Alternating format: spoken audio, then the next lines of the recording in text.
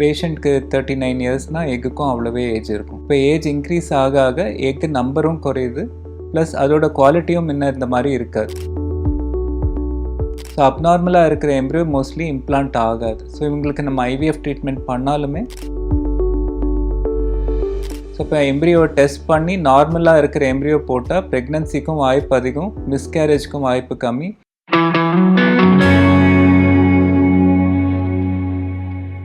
Sir, இன்னொருத்தவங்க 39 வயசாச்சு, கல்யாணம் ஆகி 10 வருஷம் ஆச்சு, அவங்களால கன்சீவ் ஆக முடியல, 3 வாட்டி அவங்க ஐவிஎஃப் பண்ணி ஃபெயிலியர் ஆச்சு.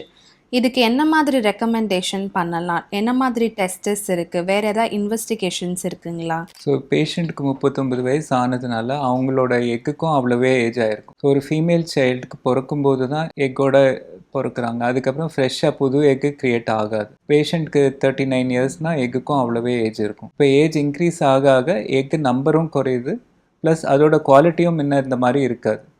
ஸோ அதோட இம்ப்ளிகேஷன் என்னென்னா, இப்போ இவங்களோட எக்குலேருந்து வர எம்ப்ரியோஸ் பார்த்திங்கன்னா 10ல் 9 வந்து ஜெனட்டிக்லி அப்நார்மலாக இருக்கும். ஸோ அப்நார்மலாக இருக்கிற எம்ப்ரியோ மோஸ்ட்லி இம்ப்ளான்ட் ஆகாது. ஸோ இவங்களுக்கு நம்ம ஐவிஎஃப் ட்ரீட்மெண்ட் பண்ணாலுமே சக்ஸஸ் ரேட் வந்து ஒரு 29 இயர் ஓல்டு பேஷண்ட்டோட பார்த்திங்கன்னா ரொம்ப கம்மியாக தான் இருக்கும். பட் 10ல் ஒரு எம்ப்ரியோ நார்மலாகவும் இருக்கலாம்.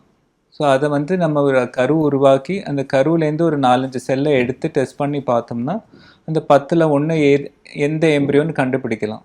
அந்த எம்ப்ரியோவை நம்ம செலக்ட் பண்ணி போட்டோம்னா ப்ரெக்னன்சிக்கு ஒரு 50% சான்ஸ் இருக்கும். ஸோ இந்த மாதிரி நம்ம வந்து பண்ணுற டெஸ்ட்டு PGT-Aன்னு சொல்லுவாங்க, ப்ரீ இம்ப்ளான்டேஷன் ஜெனட்டிக் டெஸ்டிங்.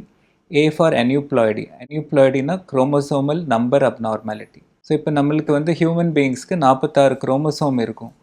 அதில் ஒரு நம்பர் அதிகமாக இருந்தாலும் சரி, கம்மியாக இருந்தாலும் சரி, எம்ப்ரியோ நார்மலாக இருக்காது. அப்படியே ஒரு குழந்தை பிறந்தாலும் நார்மலாக இருக்க மாட்டாங்க. ஸோ இப்போ எம்ப்ரியோ டெஸ்ட் பண்ணி நார்மலாக இருக்கிற எம்ப்ரியோ போட்டால் ப்ரெக்னன்சிக்கும் வாய்ப்பு அதிகம், மிஸ்கேரேஜ்க்கும் வாய்ப்பு கம்மி, பேபி நார்மலாக பிறக்கிறதுக்கும் வாய்ப்பு அதிகம். ஸோ இந்த பேஷண்ட்டுக்கு அந்த ஒரு டெஸ்ட் மெயினாக பண்ணிக்கிறது நல்லது. மற்றபடி வயசு கொஞ்சம் அதிகமாக இருக்கிறதுனால அவங்களுக்கு வேறு மெடிக்கல் இஷ்யூஸ் இருக்கான்னு பார்த்துக்கணும். Like hyper tension, diabetes, thyroid, இதெல்லாம் நார்மலாக இருக்கான்னு செக் பண்ணி பார்க்கணும். முடிஞ்சால் ஒரு கார்டியாலஜி செக்கப் பண்ணி ஹார்ட்டும் செக் பண்ணிக்கிறது நல்லது.